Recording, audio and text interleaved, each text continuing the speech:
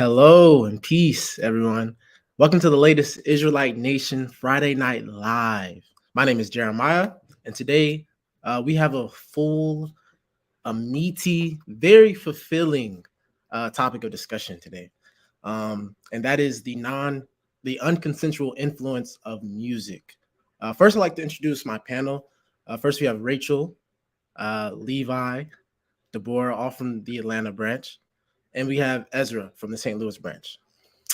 All right, so first, I'd like to just go around the room and kind of, you know, ask y'all opinion on, what is the unconsensual influence of music? What is that?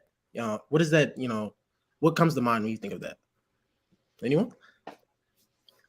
The first thing that comes to mind to me is the idea of how music can be influential and how what you listen to and what you it kind of feeds into yourself. Kind of what you consume kind of becomes a part of who you are. Right. I completely agree.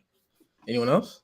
Yeah, I'll go ahead and jump in on what Ezra said. I know we'll get into this a little later on, but for me, I agree. When I hear the word unconsensual influence, you really understand how powerful and impactful music can be. Like, I know recent research has shown that music can actually touch almost all parts of your brain, right? It can create something emotional within you, it can trigger memory within you, it can involve all parts of the brain. And I think it's so powerful because music is the one thing that all of us can understand, right? All of us can feel. So I am super excited for tonight because I think it's a very important topic because music influences you. It really does move you to do things. And it's like, what is it moving you to do? Is it for the positive or for the negative? Absolutely. Good point. Good point. Does anyone else want to jump in or? I would Oh, like to say something. Oh, oh, go ahead, Deborah. okay. I think what this means is like how music can impact you and what you do. Kind of like what everyone else has said, like what Mhm. you put in your body, how it like comes out. Like you listen to music with your ears, it goes inside your brain. How does that impact you? How does it come out? So Absolutely. Absolutely. I think the rest of the panel kind of hit it dead on the nail. So I guess it's the trouble with going last, but I just gotta say ditto to what everyone was saying. How music, I feel like a lot of people kind of tend to underestimate the power of music. They may be listening to a bumping song, caught up into the beat and not realizing the full effect of the song or what the lyrics might be doing to you or the different emotions and spiritual kind of side to that. And I'm really excited to when we get into all those details in today's lesson or message. Absolutely. I completely agree with everyone. To let me back on what everyone said, I feel like we have, everyone on this panel has, history in music, whether that's listening, of course, but making music as well, creating, whether that was, playing instruments, rapping, singing, whatnot, and I think that plays a big role in, even creating music. You have to know how your audience, what they will feel, especially making Israelite music. You're gonna make people feel empowered, proud to be an Israelite. So I think that plays a big role. I can't wait to get into this topic. It's such a wonderful topic, though. If we can go into the first slide, the unconsensual influence of music. First, don't fall victim to music, right? Um, Music can do a lot to us, whether that's good or bad. It's really up to us. It's up to yourself to decide what it will do, and it's up to you to choose what kind of music you listen to.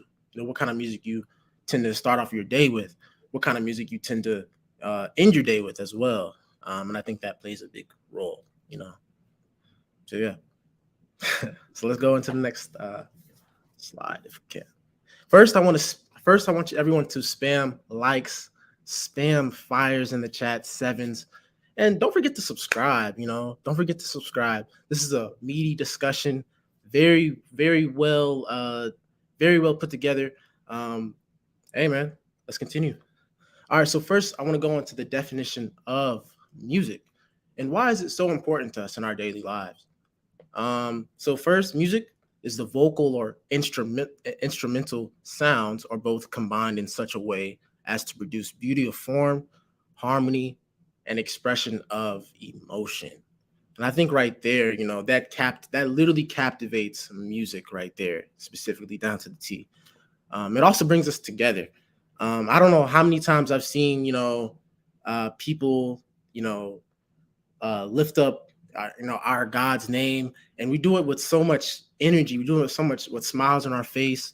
I mean, it really brings us together spiritually and physically because we're holding hands, we're clapping. It's everyone is happy, especially when I see that whenever I go up to Passover and I go up to Toronto, and everyone is just vibing out, listening to our choir. And I think music is bonding, right? So also, like, when you talk about being in that, like, the space of being in one accord, I think music is a part of that one accordness, as far as kind of putting everybody on similar wavelength and kind of putting everybody's spirit, in the same mindset. Absolutely, absolutely, I completely agree. Um, And then jumping off of that, I know this past Sunday they talked about the power of music. I think it was Officer Charmaine, Elder Michael, and Elder Tony. Really great watch. If you haven't watched it, highly recommend. And I think it's so cool because Jeremiah, this idea was kind of formulated before, so I love the one accordness that has even shown up there. But Ezra was reminding me, when he was talking about music brings people together, right? It unifies. And when we even look at the foundation of this nation, as it was mentioned in the Power of Music video last Sunday, like Elder Shadrach's first student, Elder Tony, they met through music. Like you even see it in the foundation of this nation, how it's so unifying. And in a time where we are so divisive, right? In a time where the Jacobites are separate and you have Israelites here and then Hebrew Israelites there, it's like we're really trying to figure out how can we come together. And it's so interesting that we're having this conversation because music resonates with a lot of people. I think even Deborah, we've had conversations where you were saying like some people have come into Israel through music. So I just think this is an excellent topic to delve into. And I love to see the unity that flows through music. Also speaking on that, music can kind of also strengthen one's bond to Israel. You kind of see, I know I've heard stories of how we have like some of the singers or the people we have in worship, they didn't even know they could sing until they joined into Israel, and they kind of watched that talent begin to blossom and grow.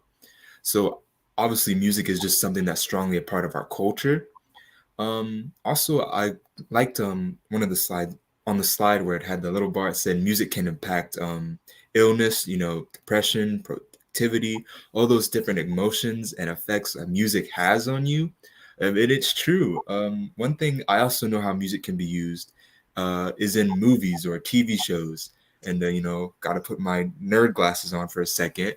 But I know a lot of good animes and cartoons, all kind of stuff that will use music and will have certain kind of cues that can get you hyped for a certain scene. Right. Yeah. And it's catchy, it's good, and it gets you hyped, it gets you engrossed. There are so many well-directed movie scenes that it wouldn't be the exact same scene if you changed or took out that musical piece. So that's like one of the most biggest things about music. It can completely change someone's perspective. It has a lot of power on it. Absolutely. I completely agree. That was a good point.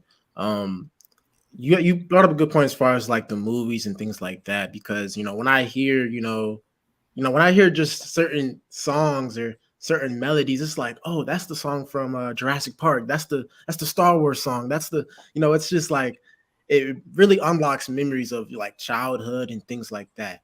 One point I do want to make is also like I remember like because I know one of the points I said, our spirituality is framed with songs, and it can really change our mood.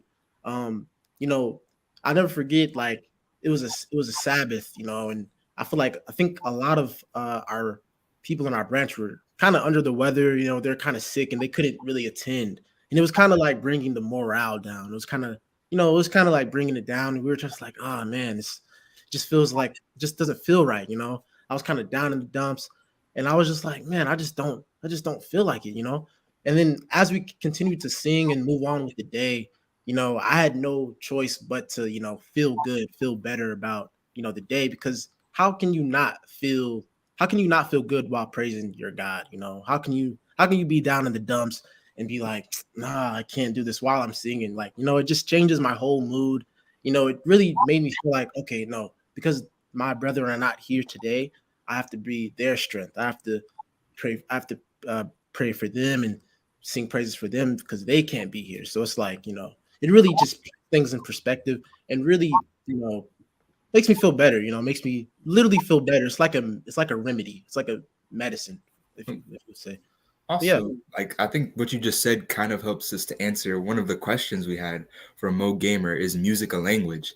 And what I have to say to you, Mo Gamer, is just taking off what Jeremiah said, is it was a Sabbath when, our spirits weren't the highest, but just because everyone was in that singing that same song, listening to that same music. I remember I was there, everyone's spirit kind of rose, we all had that same feeling and that same reaction and that same emotion through music. I didn't have to walk over to Jeremiah and say, Jeremiah, you need to cheer up. Come on, it's Sabbath. You just hear the song, you hear the music, and it touches something within your heart and in your soul that gets you to stand up, So yes, I would say music Okay. is a language. Deborah? To jump off of that, I also agree that music is a language. When you think about it, there are so many different ways that we can kind of like communicate with the God of Israel, whether it be writing something, praying, and music is one of them. It's one of the biggest ones that is really big for communication to our God. I mean, when you think about it, to start off our services, we like to sing. So it kind of gets us into that mood. We're giving our heart, our soul into the music, and it's like a communication because the God of Israel feels it too. And we know that, like, when we worship our God, music is like such a vital piece of that worship, right? It's how we start, it's how we end. So I think you can't knock like the power of music and how important it is, as you said, of that language, so that we can speak to our God. Absolutely. Absolutely. Y'all explained it to a T. And I also agree it is a language. It's a spiritual language, it's a spiritual language because it makes us change our feels or it gives us goosebumps. But yeah. And I think that is where it can, I guess, and that is where when you talk about the unconsensual influence, it's like because of the fact that it does change you and it can make you feel things and it can actually indict your spirit. That's why, it is important to kind of be cautious about, what you feed yourself all the time. Right. Oh, we have a question from Doreen. I'm very curious, what music are you young people truly listening to in your own personal time, and why? I think that's a really good question. I think that as a young person, especially in the nation, we kind of have a sense of both worlds where we can what's the word? We can I can't think of the word, but we can kind of differentiate the music and what we consume. I think that when it's time to praise our God and we're in that, sense of, okay, we're going in Sabbath, we're going in new moon. Let's listen to, our Israelite nation music. Let's listen to our songs. Let's get in that mode. I think I feel like you can listen to that all the time, when you're not, getting in the mood to listen to praise our God, but you're not in that mood. When you're just going to sleep, when you're starting your day off, it really puts you in a different mode to attack the day. Okay, put your God first, and you do that. So I think I don't know if I answered your question, but I think we all have our different ways to go about it. But To bounce off of that question, which is a very good question, um, I listen to all types of music. I try to be like expose myself to like other different types of music and try to like learn like the different taste of it, whether it's country, rap, old school. And when you think about it, there's certain things that those genres can make you feel. Like Jeremiah said, when it's Sabbath, you want to put on something that's going to be positive and is going to just like feed you with the right stuff before Sabbath. You want to be in the right mindset, so you would listen to Israelite songs. Maybe when you want to go to work out, you'll probably listen to like a rap song, a hype rap song. Maybe if you want to chill, you'll probably put on like a jazz song or just like a chill pop song. It shows you that different genres or different types of music with a message is used in different scenarios in a way. And I think that's what I kind of do with my personal time. Like it just depends on my mood or if it's fit for this time. So, yeah. And I like what Deborah said about like how you have kind of like different scenarios for different types of music, and also just relaying that to me. I'm not gonna cap here and say that I'm listening to Israelite music 124/7. It's the only thing on my playlist. All right, I'm not gonna lie. I got Kendrick Lamar, I got J. Cole, I got all these different rappers and artists, and they're not always talking about the God of Israel and holy stuff. But one thing I also kind of see what music is, how we discussed it, it's a language, it's a vibe. Music isn't just always happy, happy, happy, you know. It can talk to different emotions, you know, Absolutely. especially like when you look open and read the Psalms. Not every single psalm David wrote is a positive song. He talks about his struggles. I think all of them eventually do come back to praising God, but he has ones where it's just praise and ones where he's like, hey, I'm here, I'm down in the dumps, I'm low. And I think that's just a perfect example of what music is. Not every music is the most positive thing, but what I think is most important, and I think what you should probably take away from this message at the end of the day, is to understand what you're listening to. I'm not going to sit here and call you a bad Israelite or a bad person if you're not listening to the most positive of music. But if you are aware of what you're listening to and the effect it can have on you, then that's good enough for me, I guess. You know, like maybe you don't want, maybe you shouldn't listen to this, you know, club song on an Israelite day. You know what I mean? That kind of awareness, I think, is something that we should try to strive to have. That was an amazing point. Like you said some valid points. And to bounce off of that, like when you do like listen to artists, like other rappers, sometimes it can be an educational process to like hear what they're kind of saying. Just like really like going into depth about their lyrics so you can come back to yourself. Like I know I'm a songwriter, so like sometimes I'll listen to other songwriters or even sometimes just go like on the Israelite Nation and hear like how like they sing songs or word or placement of their music, and I kind of be inspired from that and kind of put it in my music. Like you said, as long as you can like tell what's wrong and what's right from the music, I think it should be fine. And there's a time and a place for everything. You know, I'm not gonna listen to a club song on Israel. Like sometimes I'll probably have my headphones in, and then a club song will come on, like something that's just not holy or something that shouldn't be playing, and I have to be like, oh no, it's Sabbath, it's new moon, I need to be in the right mindset.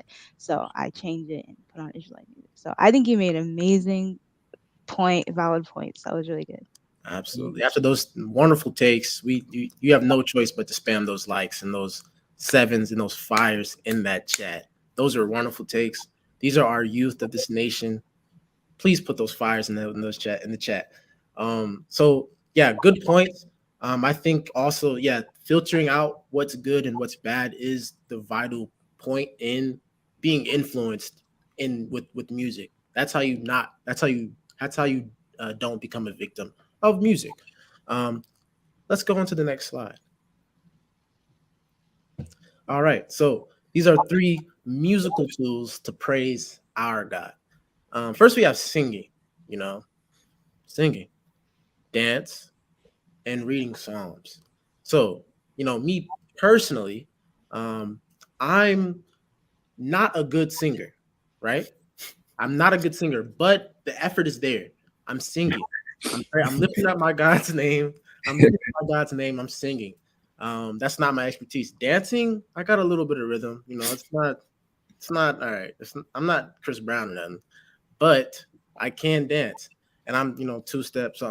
But reading Psalms, Get down. I've seen you get down. yeah, it's not that. It's not all right. It's not bad.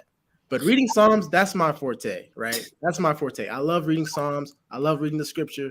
I love bringing that to life. That's my thing. And I think everyone in this nation kind of has their thing that they, really perfect and really love to do when they're praising when they're praising our God, right? And I don't know, reading Psalms is just, I'm reliving the experience of my forefathers, bringing it to life. I'm experiencing their memories, their actions, I just love it. I love to bring it to life, and that's what brings me closer to the God of Israel. What's your expertise? Let's go around the room. Let's go around the room. Well, I'm going to bounce off that Psalms because I feel like the Psalms for me personally, as you said, you can actually feel like whatever, like whoever wrote that specific psalm was going through, and like you feel like they're like you can take a psalm and like you can analyze it and you can break down every verse and like and have an essay to write about like what a Absolutely. deep verse is. And so I think it's like the Psalms is like so soothing to listen to, whether as Levi said, whether it's a song about praising or it's a song about, you know, bad times. Like regardless, it's like you can relate to any of the emotional palette that the Psalms offer. So yeah, I'd say like the Psalms is like a big one when it comes to like relating, because like we know that like there's a lot of stories in the Bible, right? The Bible has a lot of stories, but the Psalms is almost like the poetry of it. It's almost like, okay, this is what's happening, but then the Psalms is like, what is the emotional mindset of the person who's going through that thing, uh, Absolutely. feeling. So yeah, Yeah, I agree. just to bounce off of that as well. Um, Psalms is like it's like I'm rapping. It's like I'm really rapping. It's like the flow of the Psalms is literally to uplift the God of Israel, to literally to uplift the God of Israel. And I think that's what really makes me emotional and really, makes me want to continue to read the Psalms and just bring that to life, really. But you can keep going around the room. What's Wait, your expertise? What's your expertise? to bounce off of what you were saying, when you were saying like when you're reading the Psalms, it's like rapping. One thing I noticed about you is like you're very passionate when you read the Psalms, and I think that's amazing. I just wanted to like point that out. But for me, I love singing, and it's just, I don't know, like it's when you're singing for the nation, you get a chance to kind of like experiment with like maybe like have like a few little oohs and ahs at the end of a song. It just really gets your spirit in the mood. I really do enjoy like singing Israelite songs and getting to kind of like twist it up a bit. And then Psalms, like bounce off what everyone's saying, when you read the Psalms, it's literally like reading a beautiful song, like song lyrics. Literally, you could take the verses in the Psalms and make a song, like sing to it. It's beautiful. So I really enjoy those two. Dancing too. I'm not a very good dancer either, but it gets your spirit moving, and sorry, it gets your spirit moving, and I think that's good. Like get your energy pumped up and everything. So Absolutely. Levi, what's your expertise? Um, I'm kind of with you in the same boat when it comes to singing. I will try. I can carry a tune, but that's about it. Um, Dancing, I can't move the way I used to. So, but just bouncing off when it comes to Psalms. I think the Psalms kind of helped to form my taste in music. Definitely my mom too, but I think the Psalms kind of helped form my taste in music just because how what Ezra said, each verse is just so much to unpack. Each verse is just a bar. Like there's so much in there. You know what I mean? Each bit and piece you can write an entire essay on, and it just shows you all the time and effort the person put into that song. And I just think that kind of just affected me because now when I'm listening for rap songs or different songs, I try to look for stuff that has some kind of meaning to it. Like I can look and read the lyrics and tell whoever wrote this took their time to actually write and wasn't just writing the same word 3 times and had a nice beat, So that's kind of how I feel like the Psalms affect me and just my take on it. It's just a beautiful story. Beautiful stories, beautiful Psalms tale. Psalms are very like they're so poetic and just lyrically beautiful. And like you're saying, when you're listening to rap songs or rappers, I do like to find rappers. Sometimes I like to have fun, listening to rappers because it's a good beat. Like, let's be real. But sometimes when you really like I said, I prefer old school rap over new school rap because I feel like back then they didn't talk about the same stuff. It was more lyrically better and more poetic, and I feel like you could relate more to it. I mean, they talk about stuff that they talk about now, but I feel like it was more of a connection. Like they just sorry, they touched different topics. It wasn't the same stuff. So yeah, just to feed off of what you're saying. I understand what you mean. Cause like I know Tribe Called Quest, they got a lot of rap songs that aren't necessarily, PG, but I think it's a little bit more poetic than what you may Yes. see today. Not to completely knock off current rock artists, because there are some really good artists I like Yeah, today. of But course. I see what you mean. There's, I guess, a little bit more heart in those songs. So yeah, it's like just takes back then. Like David is a beautiful like lyricist. So. Absolutely. Yeah, and then jumping off of expertise, I would say going back to the previous slide, I know it was talking about how song was used for the Ark of the Covenant, right? We see song used in our history as a means of protection, right? Setting the tone in the environment. So, one of my favorite things is singing along with the singers at the beginning of service because it really does set the tone. I feel like there are some services where the song is just so on point. You can literally feel your spirits being lifted. It's so powerful without even having to say anything. And you feel that connection as people were saying. So that's one of my favorite, not necessarily expertise, but favorite. And then I so agree with the Psalms. It truly does resonate with me. And what I think is so beautiful is when you read the Psalms, you not only feel the rhythm to it, like you guys were saying, but you can also, there's like a visual stimulation as well. Like I think about Psalms 23, like the sense of peace and the images that come to my mind when I read it. It's sort of activating all of those creative aspects, right? And I just think it's beautiful that the God of Israel has blessed us with the ability to communicate with him and to communicate with each other in all these different ways. There are other communities that don't even believe in music. And it's like, if you read this book and you see, just looking through history, who has dominated music, there's no doubt that we are truly the chosen people. And you can see that through and through. And I love what I think Ezra was saying, like, you feel that connection over like centuries, right? That's crazy that we can read the words of David, of Solomon, and feel something and relate and feel comfort by that is truly beautiful. To bounce off of that, because you made some great points. Like I noticed, like every new moon when we have to read Psalms 80 and 81, like it just there's a certain flow to it. Like it's really nice. Like it's cool to think like David was like he's been that rapper since like back in the day, like because the lyrics are so good, and like when you read it constantly, it really does feel like a song to you because it's like the flow is so beautiful. Yeah. Absolutely, absolutely. Oh, we have a donation. Thank you so much for the donation, Cameron Reed. What's your favorite Israelite song? Um, let's see. I'd say there's one song that really sticks with me. It's on our Israelite Nation page. It's by Elder Andel. I believe it is Isaiah. I can't remember. I'm sorry. It's something. It's Sing Isaiah. it for us. Sing it. Um, I can't sing. That's not really my expertise, honestly. But I can't think of the melody of it right now. I'm kind of. But does anyone have a favorite Israelite song? Levi?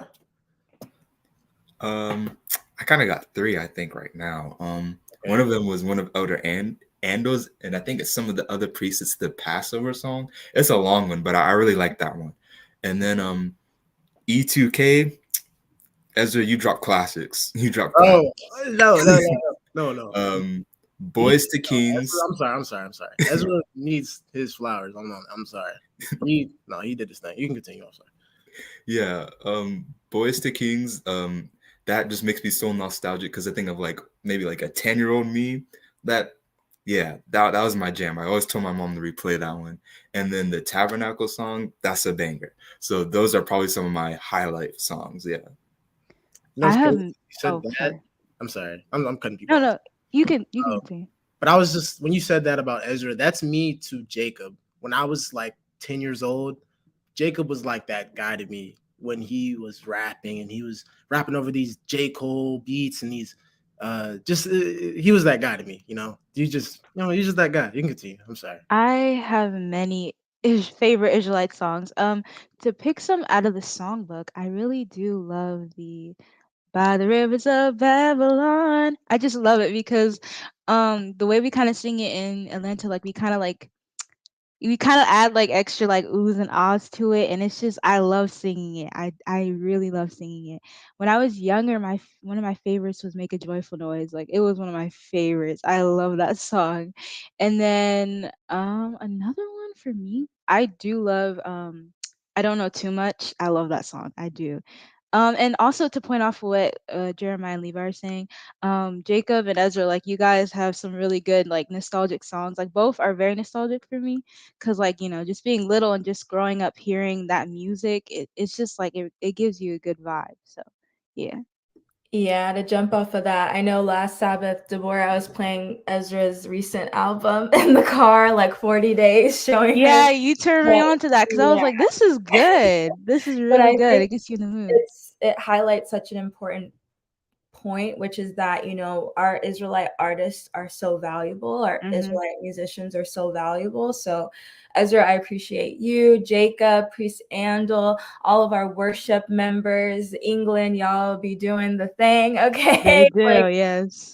we so appreciate it because it gives us something to hold on to and to see the music evolve, but the message still be the same, right? Connect is a legacy in itself, and it means a lot, especially as young people, to be able to connect in it and to be like, okay, I'm not really in like maybe this gospel vibe or a country vibe, but let me put something like Party Next Door and I got E2K or whoever to listen to, that can relate and set the tone in the environment. So that's so powerful, and I hope that you musicians feel the power in what you do. To bounce off what you're saying, like that's another reason why I try to expose myself to listening to other genres, because I want to like be able to come back and put that into the Israelite nation, whether it's a pop song, an R&B song, Yeah. even country. I listen to country. It's Yeah. good. They got So some if I have fingers. an Israelite song that's a country song, it's gonna be bomb. And I just take notes from it. So yeah, I really like your point. That was really good. Oh yeah, no, for sure. I appreciate all the kind words, and I think growing up and also like as you said, like especially when you're younger, like the music kind of like feeds you. And I remember when I was younger, like it was like my favorite, and I don't remember how old I was, but it was Mister by also Elder Andrew. But that one used to like make me feel like I was just like the man, like I was just like that dude, and no one could tell me anything different. So yeah, so music kind of does have that power. Music does have that power. Absolutely, absolutely. Before we move on, it looks like you have a question in the chat for Ezra. Do you find it difficult to repel the influence of worldly rap when you are crafting, or do you take it from it to refine elements to make it suitable for Israel? That's a good question. I think kind of like similar to kind of like what we kind of been talking about just as a panel. The whole idea of like, I mean, even what Deborah just said as far as being able to take elements and like being able to like to bring it and like because you are able to it like there's a lot of music out there and like you can still learn a lot from a lot of the artists, and I think when you kind of take the time kind of to learn it, you become better yourself. And then when you become better, you're able to kind of take that knowledge and kind of bring it back and be able to, do something for Israel with it. So I think it's like it's a balance, and it's also like the same balance that I think is so important for us in our daily lives, as far as what we consume and also what we create. Absolutely, absolutely. All right, let's go ahead and move on. I believe we were still on our fourth slide. We can. All right, yeah. So we have three things strengthen our bond with our God. If we can flip to First Chronicles 15, 25 through 28. We can go to the next slide, please. All right. So we have here three musical tools to praise our God. All right, so verse 25. So David and the elders of Israel and the captains over thousands were to bring up the ark of the covenant of the Lord out of the house of Obed-Edom with joy. And it came to pass when God helped the Levites that bear the ark of the covenant of the Lord that they offered 7 bullocks and 7 rams.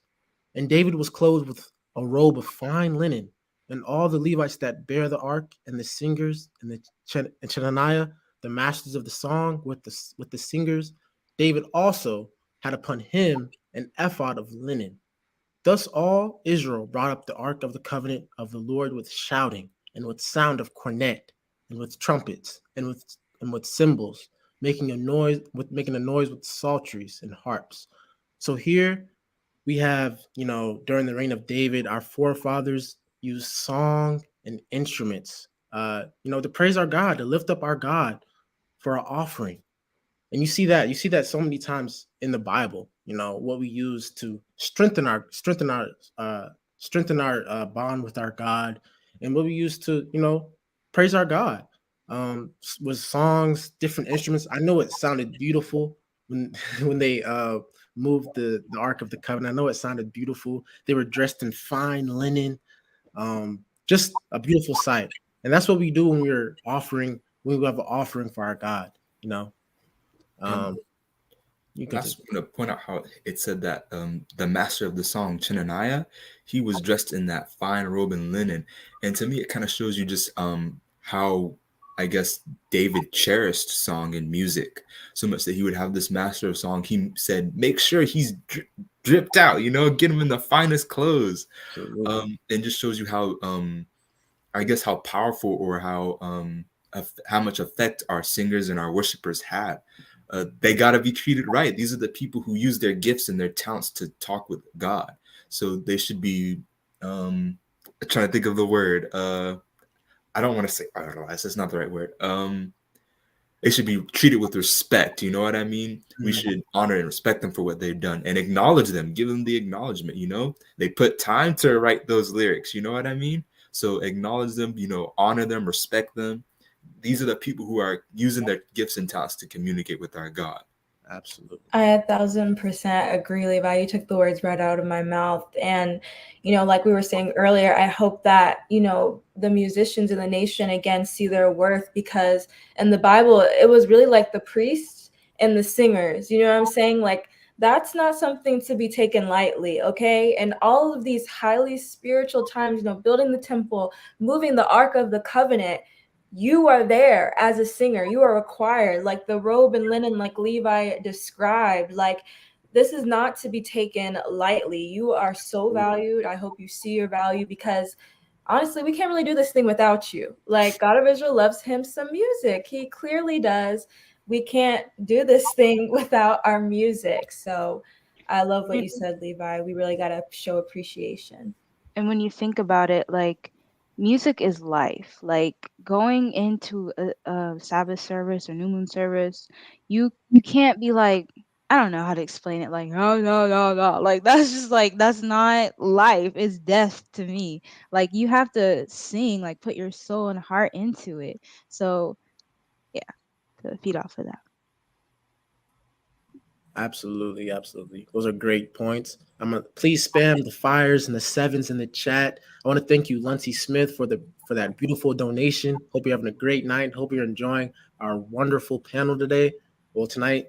Um, yeah, let's continue with our presentation. All right. So, in what ways does music affect us? Um, it impacts mood. These are some of the things that we listed prior. It impacts our mood. Listening to music can really affect us, whether that be beginning our days, ending our night, or even just doing things that we don't really want to do. Right. It reduces stress and blood pressure. Those are health. Those are health implications. Um, it relieves symptoms of depression. I think that's a really important point. Um, you know, music can really, help us get through things. And you can see this in our next point. It eases pain. And an example, Negro spirituals, chain gangs, right? And it also stimulates memories. So when I think of that, I think of, when I listen to a song or I can even listen to like a beat or a melody. And I'm like, wait, I've heard that before. Where was I when I first heard that? Oh, I was in high school in the computer lab doing a project. Like, I just remember exactly where I was and what time it was when I listened to a certain song. And I think that shows the essence of music, honestly. It really can get us through things and it really can unlock certain memories. What do y'all think? Um, To feed off of that, oh, sorry. Okay. So with the thing with like depression, and how music can help with that. I know sometimes, like, if I'm like ever sad, to get in a better mood, I will probably like listen to music and it will make me feel better. Mhm. Um, like I said before, like maybe if you like when you want to go work out, you'll put on something like that will up your energy. Like, I don't know if it's a rap music, um a disco song. I don't know what it is, but like sometimes you could just get that to get you in the mood. It really does influence you a lot, and it can take you back. It can really take you back, like you were saying, Jeremiah. And there's something recently that's happened, for example, like something recently that's happened for me. There's this one classical song that I heard playing in the background of like Rachel knows because I've been playing it ever since I found the name of it. I can't pronounce it. It's like a big French word, but Oh, I know what I you're talking about. found it because yeah, I mean, I think you were there, but like my sister was watching TV and I heard it in the background. I was like, oh my gosh, that's the song. It took me back from when I was a little kid, and like we would have nap time and they would put on classical music, so it's very nostalgic for me. So being able to like hear that song again, and then like it really does take you back with like your memories and everything. And also speaking onto the point in just how it can affect your mood. One thing I've also kind of noticed that's it's a little bit weird. I don't know if that's just me, but like just an example. Yesterday I was a little bit stressed out, so I wasn't feeling the best when I went to work. But I got my new headphones, so I was just listening to music while I was working, and not feeling the best. I started listening out to kind of slower, not as upbeat and happy songs. Something that was just kind of resonating with how I felt in the moment. And I feel like music is able to do that. It's able to touch you how you feel in the moment through just the sound and the lyrics. It can kind of help you relate to that. You know what I mean? And then, as in the day, I was able to kind of, I guess, kind of relax, kind of calm down. And eventually I was starting to be able to listen to that upbeat stuff. You know what I mean? I don't know if I'm explaining it the best, but I just think how it can affect your mood is really powerful. It can be used as a tool to relate to how you're feeling. To bounce off of that, like for an example, like when you think about like say your parents are like, okay, we need to get this house clean. Usually they'll put on some type of like maybe like an old school song, something like that's upcoming that'll make you feel, which can also create memories too with that. But like when you think about you have to like sometimes like when I have to clean my room, I don't feel like it. I put on my speaker, I put on the good music, and I'm up, I'm dancing, I'm cleaning up, and I just feel a lot better. It really does put you in the mood. So So it looks like we have a question from the chat from Doreen. What do you guys think about secular artists using our God's name in their music, i.e., YG or Kendrick Lamar, bringing to light about us as Israelites, among others? Um, I think it's really really interesting. Um, yeah, I think it's really interesting. It's not. I think if it feels good that they're learning and they're understanding that there are God's chosen that there's God's chosen people out there. I just wish they'd come to us. to bounce off of that, like when I hear that, I'm like, it's like they know, but they don't know. I Mhm. Yeah, remember my mom, she found her old Lauryn Hill CD and she was putting it in. And as you're listening to the lyrics, it's like she knows, but she doesn't know. You know what I'm saying? That's what I feel when I hear that they put like our name like Israelite in there. Like it's like they know, but they don't. So yeah, they don't know the power of it behind it. I also think that the world is starting to kind of see and starting to hear our name, but they're not. It's not connecting yet. They're not connecting the dots. That's what I feel like. They And don't have. I think part of it is like there's been a lot of artists, leaders, creatives who've like come close to understanding just throughout time. And Mhm. I think we know what time we're in now, right? And like this time is like a big time for us. So I feel like it only makes sense that we're seeing things like that because we know that like this is the end of our enslavement. And so it's kind of like the preparation of the world, to get used to like who we are. And so I think a lot of people they may not know exactly where to turn because there's a lot of things, new things pop up all the time. But I think the more that we can kind of be a part of that and also like engage in it, and I I see it as a good sign because I think it's more awareness that more people who when they hear it, maybe they can come to us and come to the Israelite nation.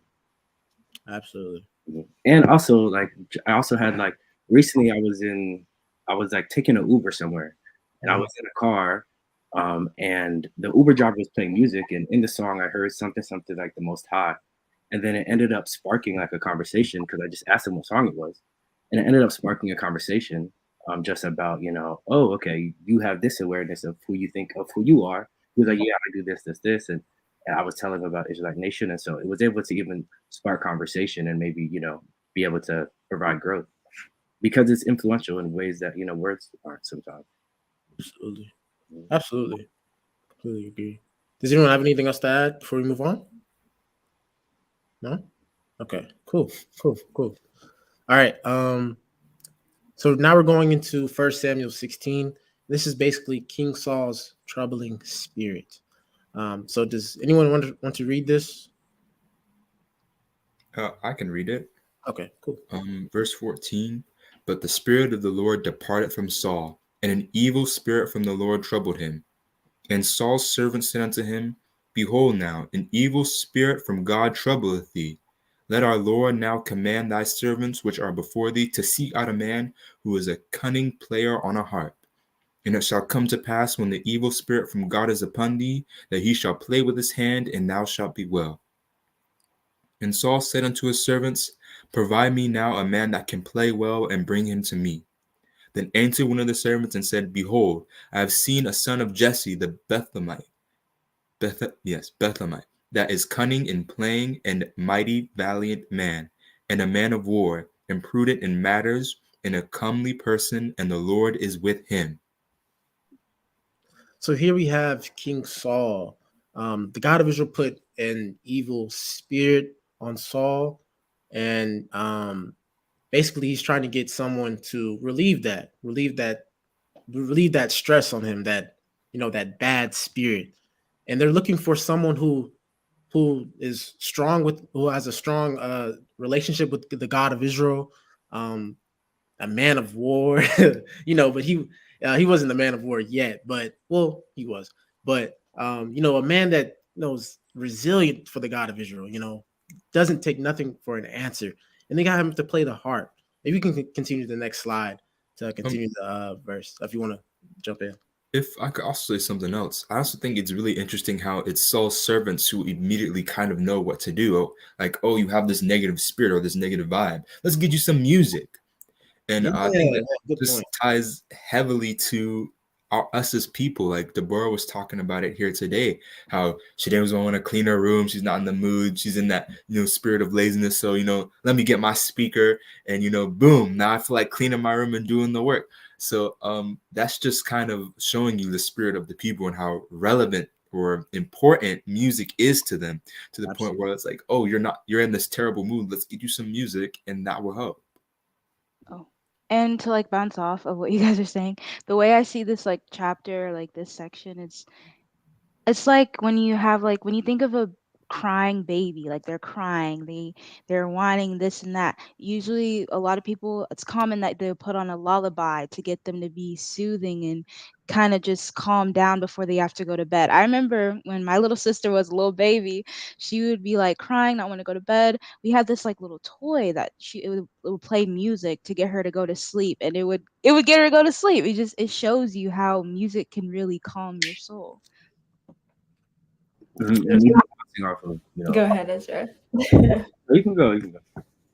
No, I was just going to say, and I think just to bounce off of these points, the title of tonight's lesson is the unconsensual influence. So just being aware enough, as you see in these scriptures, to use music as a tool to help you in whatever situation, to use it consensually is so important and so powerful. And I think Levi and Deborah, your points really touch on that. Bouncing off of what Levi said, as far as the fact that the servants, that was the first choice that they made, it kind of shows how, when you're talking about that influence of music, how it is beyond the surface. It's not something you can touch and feel, but it's really a deeper spiritual process happening, when we consume music, and what it can do, because we see in the scriptures how it quite literally is able to take a evil spirit and soothe it or get it away, and that's powerful, right? That's the level of prayer and spiritual power, and so it's music is up there with any method when it comes to spiritual power. Absolutely, great point. Did y'all hear that? Make sure you spam those 7s and those fires in that chat. Like, comment, share, and subscribe. You want what? 100 likes? What are we aiming for? 100 likes? 120 likes? 150 likes? Just the 200 today. Yeah, 200 likes today. I want everyone to like, comment, and subscribe. This is a wonderful, wonderful topic of discussion. Good point, Ezra. Let's go on to this next slide. Verse 19, wherefore Saul sent messengers unto Jesse and said, send me David thy son, which is with the sheep. And Jesse took an ass laden with bread and a bottle of wine and a kid, and sent them by David his son unto Saul. And David came to Saul and stood before him, and he loved him greatly, and he became his armor bearer. And Saul sent to Jesse, saying, let David, I pray thee, stand before me, for he hath found favor in my sight. And it came to pass, when the evil spirit from God was upon Saul, that David took an harp and played with his hand. So Saul was refreshed and was well, and the evil spirit departed from him. It was like the harp was his medicine. It relieved him of that evil spirit. I think that's so powerful that it's noted that, all he had to do was play that harp, and it was music to his ears. It's just beautiful. It's just beautiful to see that. Does anyone have anything else to add? I mean, you're talking about, this is an evil spirit. It's not like, like evil spirit, and the power of a harp is able to heal that. It's crazy. Right. It's really powerful when you think about it. Like the fact that like a noise can really put you, like, take all that like evilness away from you. I just think that's amazing. Yeah. Levi, sorry. Oh, sorry. I don't know. I thought someone was talking. I'll go ahead. Okay, sorry. But yeah, what I was gonna say is I so agree. Music can really touch the wounds and the pain that we can't even see, right? And I want to highlight, like, we're not crazy. Like, we've seen, like, even in the medical world, how music is used to heal, like music therapy for those that struggle with mental health. That music is impacting the spirit, which is helping people. I know there's one story just throughout science. I know you guys may have heard this, but there's this belief that like each hemisphere of the brain like controls different skills. So, like the left side is language, and oftentimes they would say the right is music. But over time, they found through just technological advances that music hits a lot of different parts of the brain. And so there's the story of a woman that was shot, right? And it impacted her in her left hemisphere. So she was going to speech therapy to try to learn how to speak again. And in this video, you see she gets really frustrated because she just can't get the word out. And the medical professional is trying to help her. And so when she's stuck, the medical professional starts singing. And she starts singing, "This little light of mine," because the word she was trying to say was light. And then the woman starts to sing that song, so she's able to get the speech. And that's because music hits other areas outside of the brain, so she was able to regain it. So like, if it can impact your brain, your body that much, like how much more your spirit? Like, we're not sitting up here blasting nonsense, okay? It's coming straight from the source. You see the impact. People use it today. So why not use it to better your life, to be stronger? Beautiful point. That's wow. Yeah. We should up it to 300 just because of that. 300 likes. I'm not gonna lie. No, that's good point, Rachel. Good point, Rachel.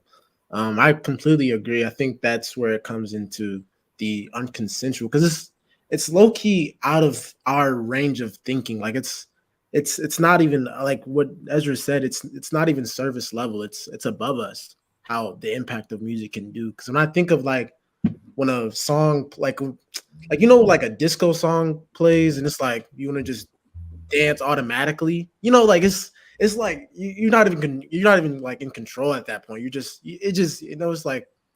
like I don't know. You just want to do that. You just want to dance. I don't know. That's just yeah. It's as far as like if a song is playing, like you not being able to control you tapping your toe or like tapping. It's like your body like pulls onto that rhythm. Exactly. And also to speak about this. Also thank you, Thomas Glover, for the donation. But also just to speak on this, I got a little bit of a story, going back to, my olden days back in middle school. Middle school band. I was waiting. Not that, but that is a good example. But Uh, one thing I remember, we used to have in 8th grade, we had the big middle school formal dance. And so I went to this, I was just going to get some soda, just chilling in the back, talking with my friends. But one day they played one song that I like, and the next thing I know, I'm on the dance floor the entire night. I go to school the next day, everyone's like, Levi, you're the life of the party. I'm like, what even happened? You know what I mean? The thing is, I'm a shy kid at school. I don't talk much. Well, I don't shy, but like, I don't talk much. If I don't know you, I'm not going to talk to you at school. So I was there, and suddenly I just started dancing. I didn't even know what was going on. But I think that's what Jeremiah and what everyone was saying. It's something far deeper, something far higher. When you hear that music, that song that you like, it speaks to not just something deeper to your spirit and in your soul. You know what I mean? It gets you to do things and push you to do things that you wouldn't usually do if there was no music. You know what I mean? Absolutely, absolutely. Thank you for the wonderful donation to Sean Barrett. Thank you so much. Spam the likes, shares, sevens, fires in the chat. This is a full, my belly is full off this discussion already. We're not even finished. Wow. Wonderful discussion. Let's go on to the next slide, please. All right. So here we're going to dive into the negative side of music and what negative music can do to us, to our brain. So here we have Travis Scott, the Astroworld Festival. Travis Scott's, it was in 2021, November 2021. It was a festival tragedy that left 9 attendees dead and more injured after a crowd rushed the stage during one of Travis Scott's sets. And here you can see, the images. Basically it's a lot of imagery, a lot of images that can really evoke the experience, really evoke like the experience with what was going on at the festival. So yeah, for me, this really highlights the fact that music has a culture, right? Music has a culture attached to that. And so with music, there are images, there's imagery that we see, and we know the power of, a picture. They say a picture is worth 1,000 words. So the Astroworld Fest, I think, is a really great example of this because, you see the imagery there. They love the eye, right? It even kind of looks like there's triangles going on as well, and then see you on the other side. And for me, I love just like thinking about like ads and marketing as well. It's like if the other side is using this to promote their music, right? They're using their culture and Egyptology, whatever that isn't of Israel, right? Isn't of truth. What should we do when we release projects, even, outside of Israel, like when we have brands and different things like that? How can we evoke imagery through the things that are tied to our music and our culture to evoke a certain spirit, right? To pull the same thing. So that's what I see from it here. I see another side of that. And again, it just highlights how this can be used as a tool to create an environment. And when you see the environment that was created there that looks of death, you see what resulted from that. absolutely. Just even to add on that, just the name Astro World. And when I think about that, I think of like astrology, how you have going back to like, the Greeks and the Romans, they used to praise the stars, they would point out the stars and constellations, and these would be their gods. So it kind of shows you how outside of Israel, how that sun worship, the sky worship, how they worship the creation and not the creator. And that's just kind of one of the many things that I feel like Rachel already kind of pointed out dead on the nail, that hidden imagery that's just was throughout that entire promotional and the concert. All of that was in there. Absolutely. And thank you for the donation, Lindia Hale. Thank you so much. Oh, and thank you for the donation, James Gibbs. We really appreciate it. Thank you so much. If we can go into the next slide, please. All right, so this is the dive in what happened. Travis Scott, he's a rapper who was known for evoking a lot of rage, a lot of not destruction, yeah, pretty much destruction, a lot of mosh pits, a lot of those chants are in his music. He's pretty much well known for that. And according to many witnesses and reports, many people rushed the stage. It got so packed to the point that people couldn't breathe. People started fainting and falling out. People were injecting people with drugs, different sounds and frequencies were playing in people in at loud frequencies, and it was just a very unique experience, something that could really cause a lot of it caused lot of tragedy. As you can see a few of the images, people were bum rushing the stage, and all types of. It's just that was the imagery here is just really telling. I think even just to add on to that, we're talking about like the power of music and like the influence of it. It's like even like the whole idea of a concert or concerts is kind of similar to the whole idea of kind of maybe being on that one accord spiritually or being on that one page spiritually. And so kind of what you're plugging that chord into, it matters, right? Because now we're looking at tragedy. So yeah, so I think that like, the idea of concerts, and this one ended tragically. The idea of concerts is also, I think, a very spiritual process. And so imagine if you take, that same energy that was used in that, in that destructive way, but you take that same energy and you apply it positive light, right? And you apply it to ways that we can praise our God, and we would have immense power, because there's power in it, whether it's, as we said, whether it's good or bad, but it's power, and it's power of life, power of death, so it's all in there. That's actually a really good point, Ezra. That's the one thing I didn't think about. When you're going to concerts, everyone's there kind of going with that same mindset. You're all fans of this one artist. You all like this music. You all like the vibe. It all speaks to you. So you're all going to that one place, and you have that, all those people in that one place, that kind of spirit, that energy is gonna grow. And then also another point that I kind of wanted to point out is just the kind of like the set design of the stage and all of that. When I see that, I see a lot of chaos. You have the fire, all that crazy color. It's just chaos. You know what I mean? And to even go further, that art in general can just affect so many things on a spiritual level. You got music, painting, dancing, singing, all of that. All of those aspects in art can affect you on a spiritual level. And I think this is just a perfect example of that. You have the craziness, you have all the hidden imageries, the triangles, the eyes, the fire on the stage. Everyone is just going crazy. It just invokes chaos. So it's only natural that chaos, that spirit of chaos, would be invited to this area. Absolutely. Yeah, those are, sorry, just to jump in, I wanted to say those are really great points, especially what you brought up, Ezra. And I don't want to go over how difficult it is to come to that realization. I think it's really hard as a youth that enjoys music to suddenly have to question the concerts that you go to, right? And have to be in that environment is a lot easier said than done, right? So it's it really comes down to, you have to be able to assess your environment and see if it's conducive or not to your spirit, see if you have tools that can combat that, and really know when something is for you and when it's not. And that's a really hard decision to make. It is. I'm even learning from this panel because I didn't even make that connection for concerts. So it's definitely a hard realization to come to, but I think it is meant to be said because this path isn't always easy, and you realize the truth of things as you learn more. I like to jump off what everyone's saying.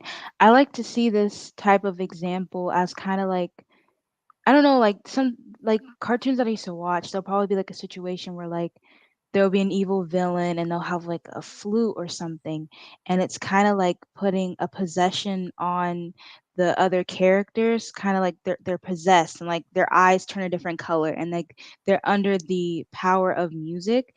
Or even if you think how some people tame certain animals, they'll use some type of whistle to kind of control them. And that's what I kind of see with that whole astral world thing. And also, like Levi was saying, the imagery, the art is music. People say that music is art, and when you put those two together, it just comes all together. The imagery, it looks like death. It's demonic. Good point, Deborah. Good point. Wow, the point that you made, with the flute, I believe it's Pied Piper. I can't remember. Yes. Ugh. Yeah, because that usually reminded me of that Shrek scene where we was playing and all the ogres were following along and Yes. dancing, and I was, wow, that's a really good point. Wow, that really unlocked a memory just now. Thank you for the wonderful donation, JM. Thank you. Don't forget to like, comment, share, and subscribe. Where's the fires? The sevens in the chat. We need them. These are beautiful takes, W takes that we're making. Great job. So thank you for those takes, guys. Those are great. If you can go to the next slide. So yeah, Astro World attendee detailed her experience at the festival. To sum it up, so there's a young lady that attended the festival, and she was basically telling her experience. There was there's loud sounds playing for hours on end at high frequencies. There were a lot of people passing out, a lot of people crying, pleading to the artist to please stop the show. There's a lot of chaos going on at this festival, at this Travis Scott festival, and it's really just sad how everything turned it out. It's a really real true tragedy, but yeah. This goes to show the unconsensual influence of music. The people that attended that festival had no idea what they were getting into. They had no idea. They couldn't see through their eye. Well, yeah, they didn't have the spirit of truth to see what was going on truly. And that's the difference between us, really. We have to be able to filter out those images, those sounds, those words that are used in different music that can really evoke your way of thinking, your actions, and things like that. Does anyone have anything else to add before I move on? You kind of hinted it on. Yeah. All right. So we're gonna go ahead and move on. So negative music, block it out. So here we have the legendary block by LeBron James. Over to you, Dala. Negative music, we don't need that. All right, we got to filter that out. We got to get that out of here because we don't want to be influenced. We don't want to become a victim to music. So let's go ahead. All right. Sorry, this text is all right. Here we got it. All right, so we have Psalms 59. Really, my favorite psalm. This is what we need to. This is what we need to do because this is what we need to read. This is what I need to read because I'm sorry. This is what I read pretty much every day because it really gets me in that mode. It really gets me in that mood. All right, so we're gonna start from verse 9. Psalm 59. We must sing loud praises to our God. All right, verse 9. Because of his strength will I wait upon thee, for God is my defense. The God of my mercy shall prevent me. God shall let me see my desire upon mine enemies. Slay them not, lest my people forget. Scatter them by thy power and bring them down, O Lord, our shield. So right there, those 3 verses already, it's very powerful to me, right? Because I'm waiting for my God. My God is my defense. He's my rock. He's my salvation. He's my when I think of that, he's my strength. I'm not waiting on any other. I'm not waiting on anyone. I'm not trusting in no man, right? I'm not putting my trust in no man. I think this is my truth. This is my God. This is my shield. I'm not using anyone else's. I don't need no one else's power. I need my God's power. Moving on. For the sin of their mouth and the words of their lips, let them even be taken in their pride, and for cursing and lying which they speak. Consume them in wrath, consume them, that they may not be. Let them know that God ruleth in Jacob unto the ends of the earth. Selah. So let them do what they want. Let them be prideful in what they do. All the wickedness, all the transgressions that they do. Let them do their thing. But my God, I'm gonna let you know that my God is the God of gods, the King of kings, the Lord of lords. Like he's him. He's him. 14 verse 14. Consume them in wrath, consume them, that they may not be. And let them know that God ruleth in Jacob unto the ends of the earth, Selah. And of evening, let them return and let them make a noise like a dog and go round about the city. Let them wander up and down for meat and grudge if they be not satisfied. But I will sing of thy power. Yea, I will sing aloud of thy mercy in the morning, for thou hast been my defense and refuge in the day of my trouble. Unto thee, O my strength, will I sing, for God is my defense and the God of my mercy. Beautiful, beautiful. So right there, I'm using my God. I'm singing to my God. I'm lifting up my God's name. He's my strength. That's what we have to do. We have to use our God. We gotta use we gotta lift up his name.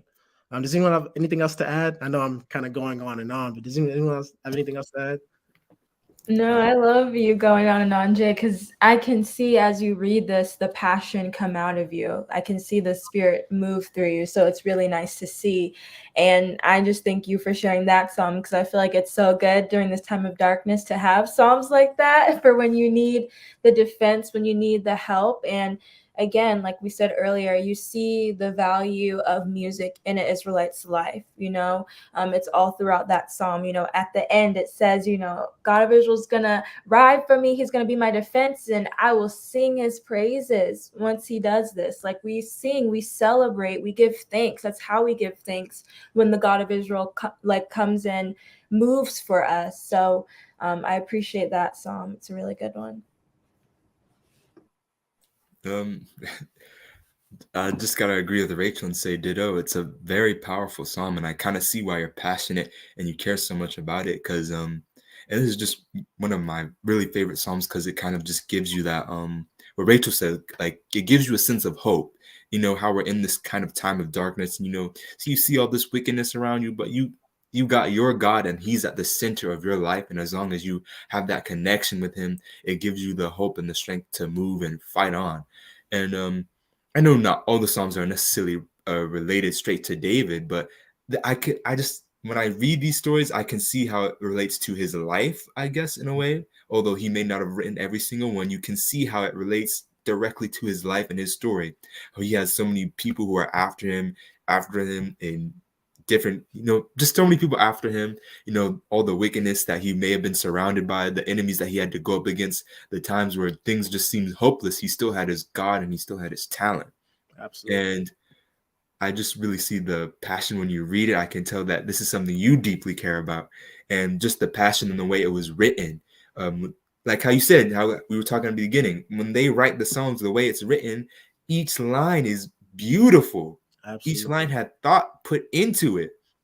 There's heart in each and every single word. Like, you can even just pick apart a word by word and think, like, why did they use this word? What kind of feelings and emotions are they trying to invoke from you?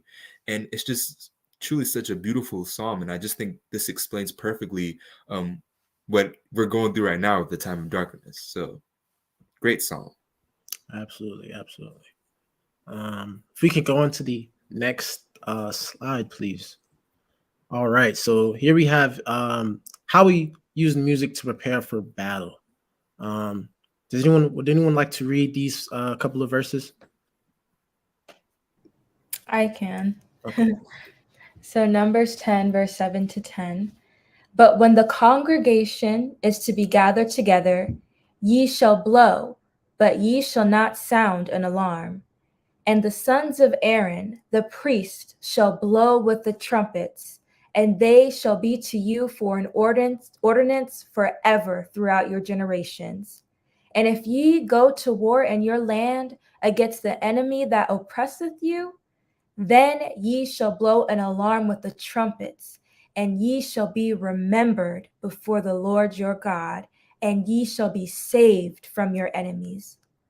Also in the day of your gladness, and in your solemn days, and in the beginnings of your months, ye shall blow with the trumpets over your burnt offerings, and over the sacrifices of your peace offerings, that they may be to you for a memorial before your God. I am the Lord your God. Amen. Beautiful. So here we have, how important the role of music plays when we're preparing for battle. It saved us. It saves us from our God of Israel is our strength. Lifting up his name, blowing those trumpets, it's alerting him. God of Israel, I'm here. I'm your servant. I'm about to go into battle. I need your strength. I need your saving. I need your strength. Because without him, we're done, right? We're done. So it's so beautiful how important his it's just beautiful. It's just beautiful. Does anyone have anything else to add as far as that scripture? I also kind of just think this scripture just kind of relates perfectly to what we've been saying all night, how music gets you in the zone. Right. They're about to go to war, they're about to go to battle. They have to have the right music, the right tune blasting so that they can kick some butt. You know what I mean? And Absolutely. it gets you in that mental state and that spiritual state. And I feel like how you're saying it helps you connect to the God of Israel more. Absolutely. It gets you in that zone. It helps you to lift you up into the spirit. Absolutely. I also wanted to add, this also reminds me of when I was playing high school basketball, and you know how warm-ups, they're playing the music, they're playing warm-ups and the music, but before we even go out, I'm doing the pledge, I'm reading my favorite psalm, I'm prepared mentally for what I'm about to get into, because yeah, we got the music playing on warm-ups, layup lines, stuff like that, but my music, my strength, what I'm going to use is the God of Israel, and what he gives me, because that's where I get my strength. That's my source of my strength. I'm not like my other teammates or the other people that's playing the basketball game. So I think that's what I kind of took from that as well. Like, that's how I'm prepared. But yeah. And just to speak on that, maybe if the rest of your team was doing the same thing, school might have won some games. You know what I'm saying? Right. Can't do all the carrying. Right. No, I wanted to say, like, Jay, I remember that story because it inspired me.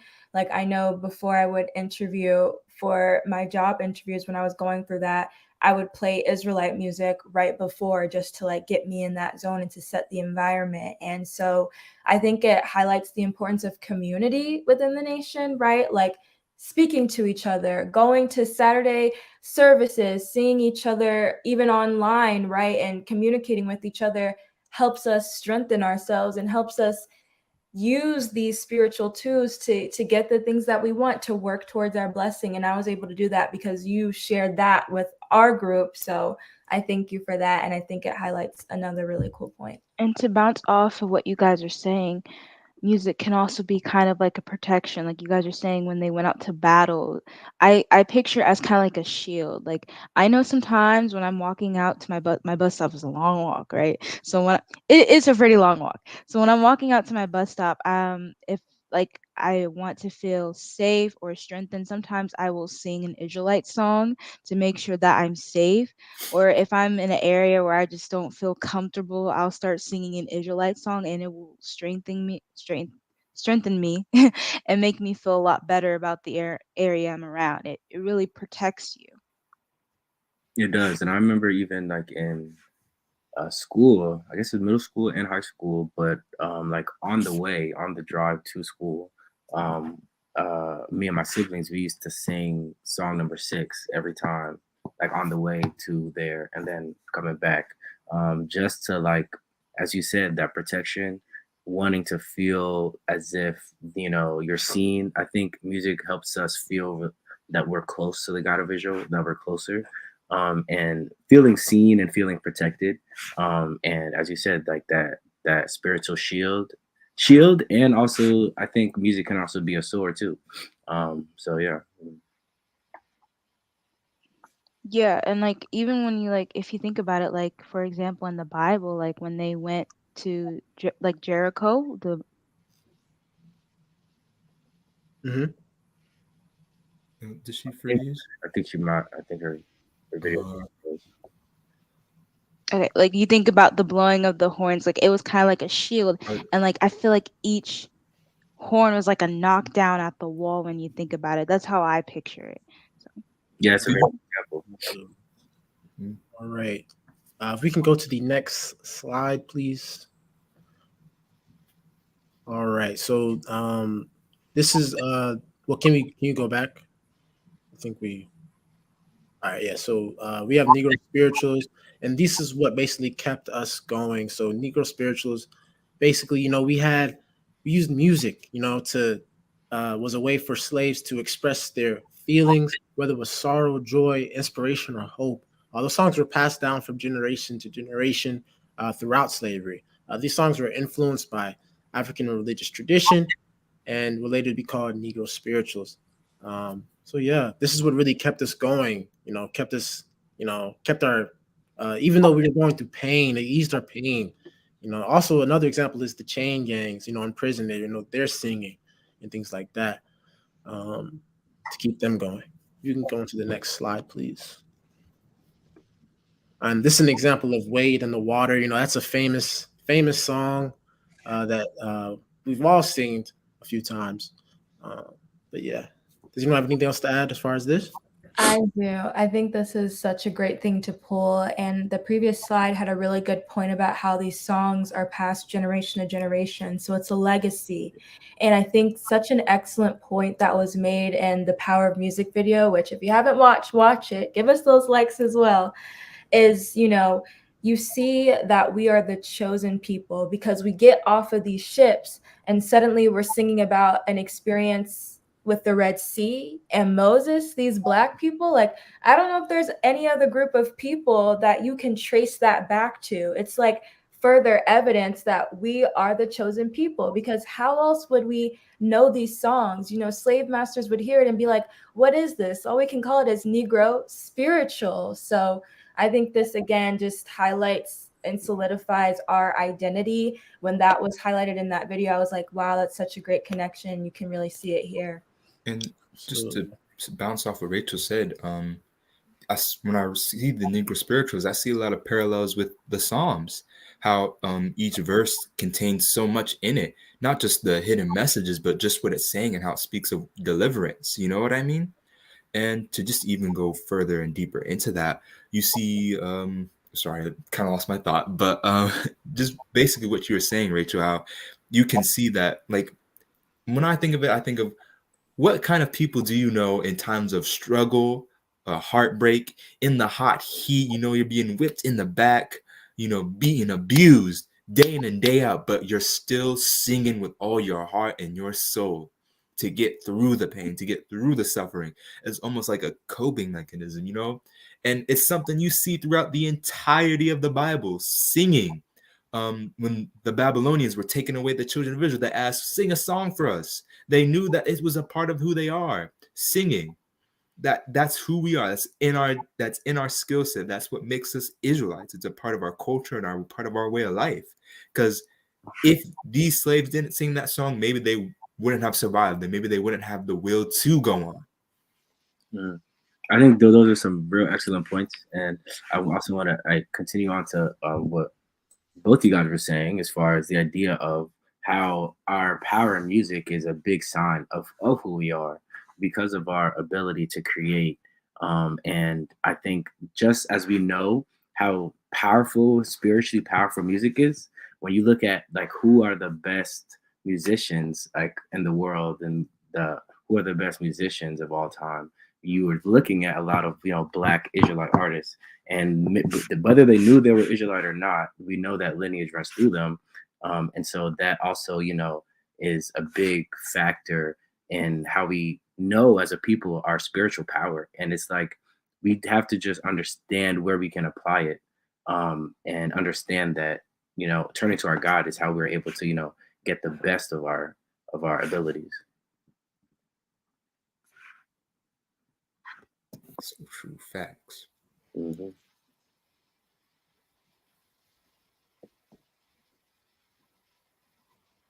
Oh, absolutely.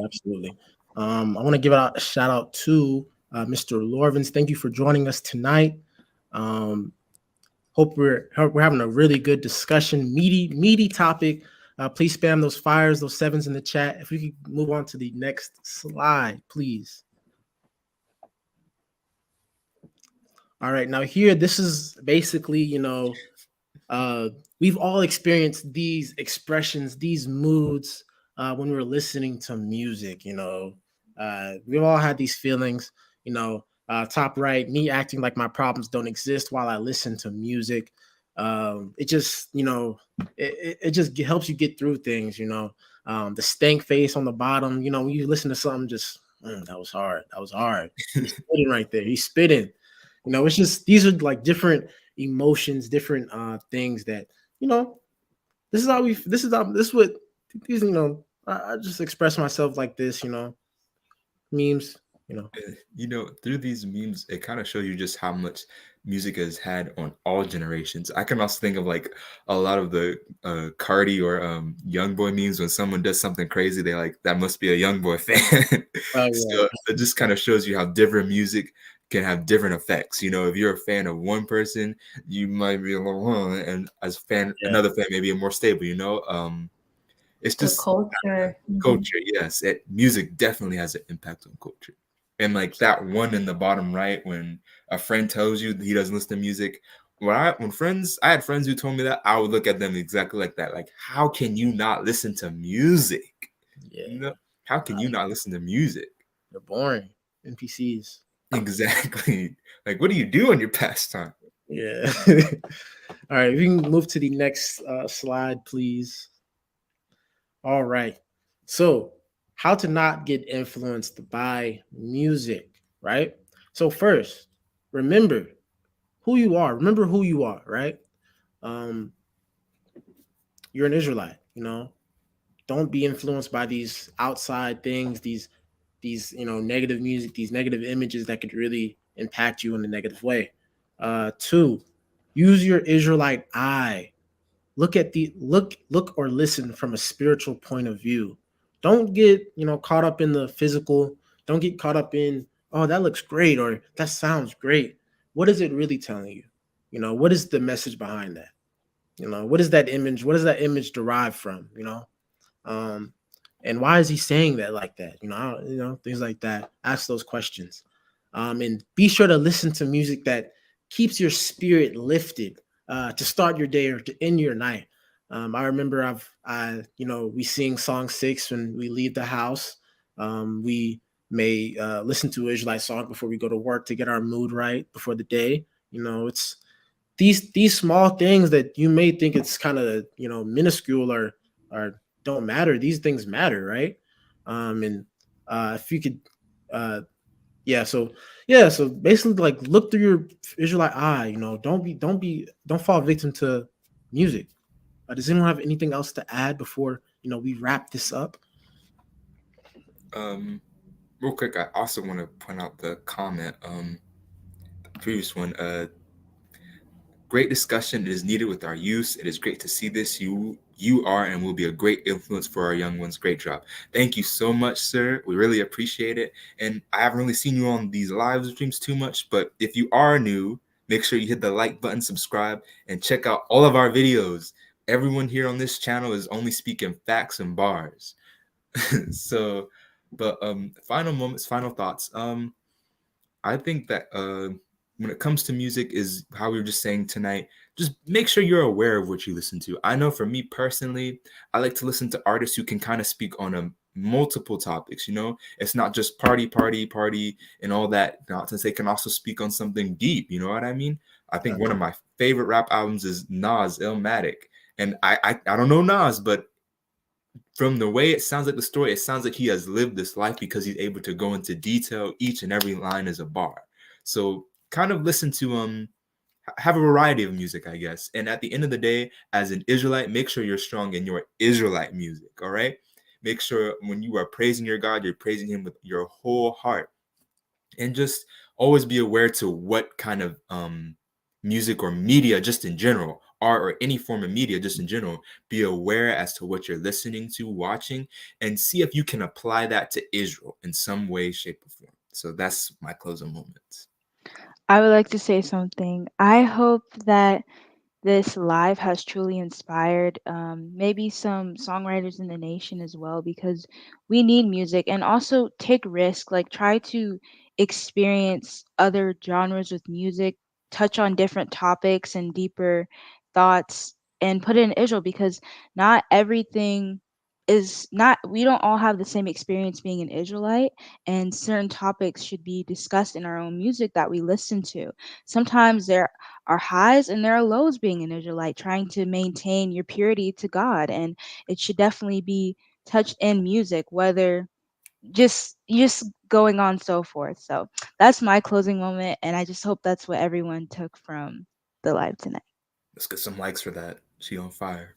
Absolutely, absolutely. I want to thank everyone who has joined our live, everyone who's commented, liked, shared, and subscribed. Thank you so much. This is the Unconsensual Influence of Music. My name is Jeremiah. This is Rachel, Levi, Ezra, Deborah, Rise Reps. Thank you so much. Hope you have a great night. One Peace. thing. I asked everyone after this video ends, put in the comments your favorite Israelite song and artist. Let's get that engagement up. Let's shout out our Israelite musicians. Facts. Let's hear Ezra real quick. Oh,